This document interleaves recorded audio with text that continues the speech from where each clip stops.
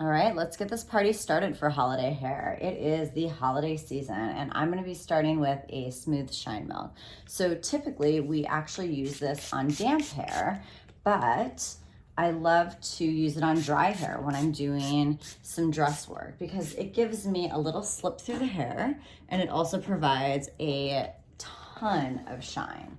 So because it is a product that goes on damp hair typically, you don't want to use too much, but spray that smooth shine milk throughout the hair, and then go ahead and take your favorite paddle brush and brush it through to seal the cuticle down and to get that little slip that you need.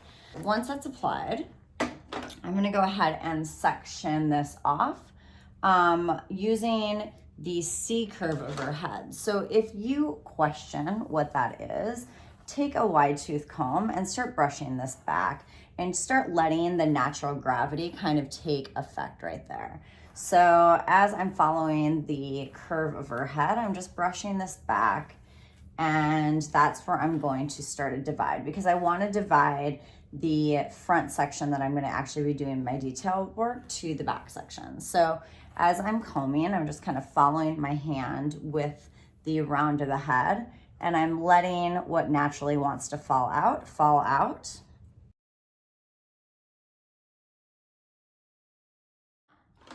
If you have little areas that you need to smooth, go in with your paddle brush after you've created the shape, and with an elastic and tying this off in a natural state of fall that's very organic on the left side or the left corner of her nape. So I prepped her with the ColorLast shampoo and conditioner. I think that's super important to always be prepping a hairstyle with proper shampoo conditioner for hydration.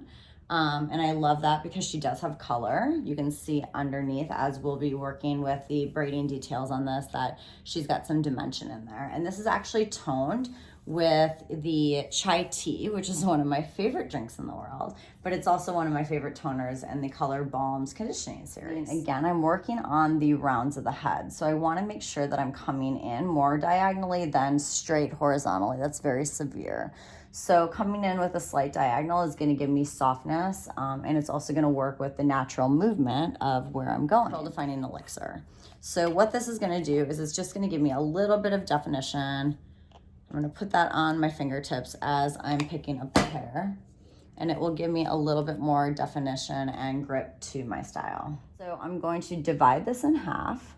So I've got two pieces, and what's going to be most important is that we're always crossing our right section underneath the left section. Okay, so once you cross that right section underneath the left section, you're going to twist towards the center of the head. And again, then you're going to take your right section and you're going to cross it under your left section. At that point, you can pick up hair, add it to the hair that you crossed underneath the section, and twist towards the head. So again, taking that hair, twisting towards the center of the hair, or basically away from her face. Now we're going to cross the right section underneath that left section, and we're going to continue. So you're going to pick up, add to the left section, twist towards the center or away from the face, and again, crossing underneath the left section with the right section. Picking up, adding to the section that you just crossed under with, twisting towards the center of the hair or away from the face, and working down as you go.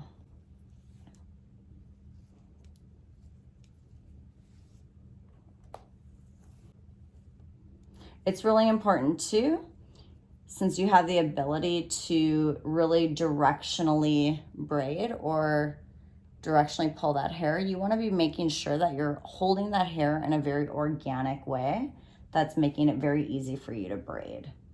So you never would want to be like standing out to the right side of your client doing this. You want to be standing in the direction that you're actually trying to braid this hair. So as I go, I'm going to actually pinch some of the style out. I have very, very light tension in my fingers. So the lighter your fingers are, the better control you're gonna have over your ruching or your pinching and pulling. Keeps it cleaner, keeps it more constructed, and keeps a prettier finish. All right, so again, taking my hair in my right hand, crossing underneath the hair in my left hand. Once I've crossed underneath the hair, then I'm going to twist towards the ponytail, the center of the head, or away from the face. Again, then I'm gonna cross the hair. After I've crossed the hair, I'm gonna add to the hair. You can see again that I'm dropping my elevation according to where I'm going with this hair. Important that I'm holding the hair nice and over direction to where I want to place that hair. It's super, super, super important. All right, then I'm going to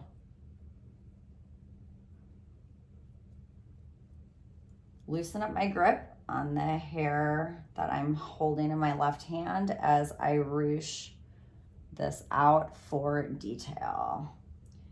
Now, if I need to switch to my right hand to use my left hand to ruche the top, do so. This is literally just to create that nice voluminous shape that you see. So anytime you're working with hair, if you braid hair in a 3-strand braid, you're flattening the hair. When you do any types of rope twisting or 2-strand braids, you're actually creating volume through that hair.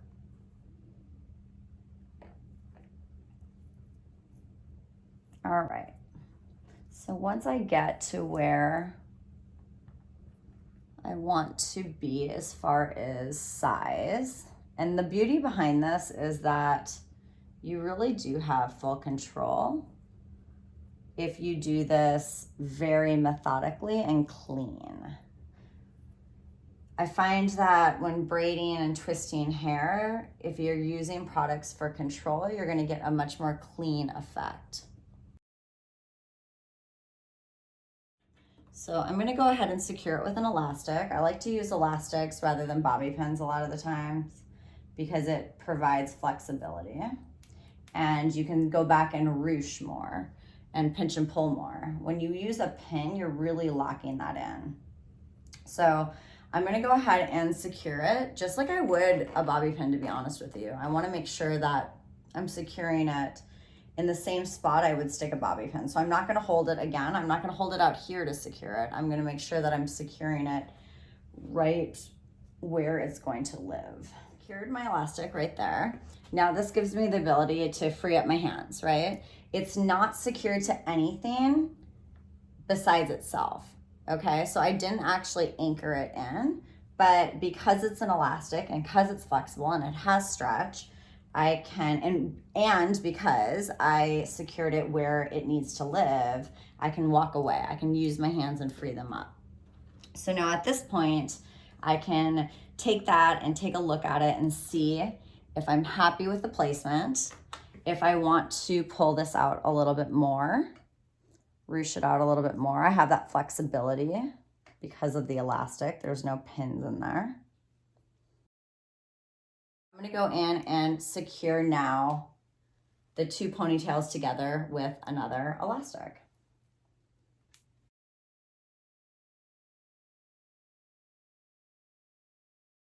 And you wanna pull a few pieces out. I kind of liked this little piece that was falling out. I went ahead and pulled that out of the braid. I'll go back and finish that at the very end. In order to finish this ponytail off, I'm actually taking some gold, I guess gold twine, basically. It's just from Michael's craft store. It comes on a spool. And I'm gonna go ahead and secure my starting point right up here with a double knot. Let's do a triple knot. I like to be safe. Wrap a couple paces around the very top of this. I'm doing this to hide the elastic that I secured in the ponytail to combine the two ponytails. So I'm just gonna go in, hide that elastic. Plus, I actually love the aesthetic finish of this. I think that it's really cool to have a solid cuff almost. I give it a good squeeze. A, it secures it, and B, it just allows me again to free my hands. So I'm dividing this ponytail into two right down the center, so I have equal parts. And now as I wrap it around, I'm gonna come through the two pieces. So you can see I'm coming right through the center, and now I'm coming back around and right through the center. Now, if you want to get fancy, you can come right through the center. You can take out an outer edge of your left ponytail, because you can basically split this one ponytail now into two ponytails. Leave it out, come back around through the same center, take out your edge on the right ponytail, and you're going to just go under that edge that you took out and come back through the center of these two. So again, I'm going to take my next edge and I'm going to take that out. I'm going to work all the way down to a stopping point.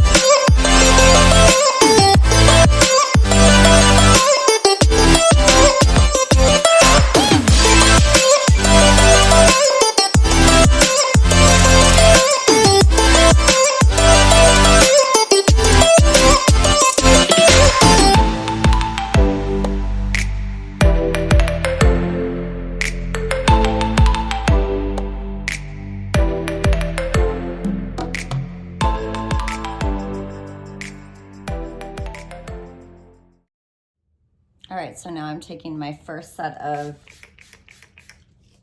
edges. I've sprayed them with a thermal active setting spray. I'm combing them all together.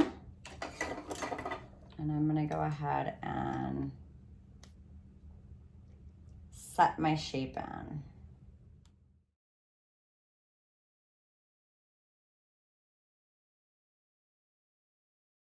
So after I get my beautiful S shapes in there, I'm going to take my freeze fix and I'm literally going to just pinch